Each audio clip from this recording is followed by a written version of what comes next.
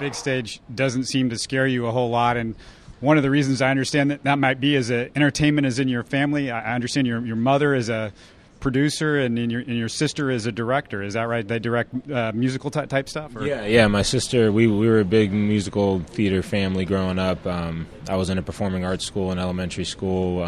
We did everything from acting to tap dancing to all that stuff, So I think that helped me come out of my shell a little bit and be more comfortable in situations where there's, a little pressure, there's people watching and stuff. But I've always done well under pressure. I feel like, the more people are watching me and the more pressure's on the situation, I feel like I rise to the occasion. Tap dancing, does that help you at all with your footwork as a pitcher? Was that something that might have helped you when you were younger? Yeah, a lot of guys see me and, they think a big, tall guy, he probably doesn't get around very well. But I'm actually pretty quick out there and, I take a lot of pride in my fielding as a pitcher. So, I'm excited for my first chance to make a play on the mound out there.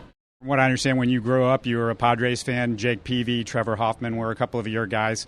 Why did you gravitate towards those guys, and why did you gravitate towards pitching? Hoffman was the guy that was always, an idol. If you're from San Diego, it was like him and Tony Gwynn. Those are just two guys that, you worshipped if you were a fan of baseball. And anytime you go to a Padres game, you kind of hoped for a lead in the ninth inning, so you get Hell's Bells and Trevor time, and that was really cool. But Peavy, I just, watching him growing up, I loved his demeanor and the way he carried himself on the mound. I love that he showed so much emotion, and because I was the same way growing up. I was a kid. I would get really upset if things didn't go right, and I would be really happy if things went, and if things did go right. And coming up, I really admired the way that he worked, and you could tell he cared about what he was doing out there. And I remember sitting in my living room watching him pitch, and he'd get a big out or something, and he'd come off the mound with the fist pumper, and I would remember mimicking him in the living room.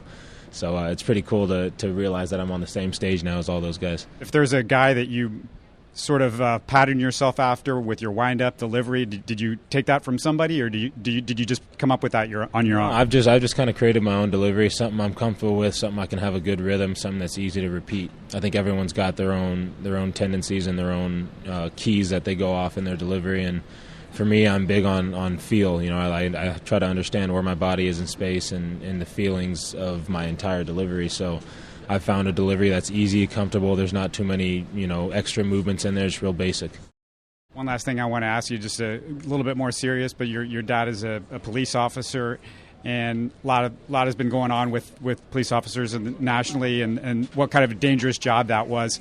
What do you remember about that as a kid? Was it something that you thought about every time he went out in the morning, knowing that he might not be coming home? Yeah, absolutely. And I was pretty young at the time, but my dad was such a big part of my life, and growing up, he was the one I'd look forward to when he came home from work every night to sit on the couch and put my jersey on and watch a ball game with him, and he would just explain the ins and outs of the games to me, and how things are supposed to work and what players are and stuff. So every day he goes to work, he is the cop, and he's out there protecting a bunch of people that he doesn't even know. And, he was my hero. It takes a really brave person to do that, and it's really sad to see all the stuff that's going on today now with cops getting taken out. And, I just make sure I call him every night and tell him how much I love him and that I'm proud of him for what he did.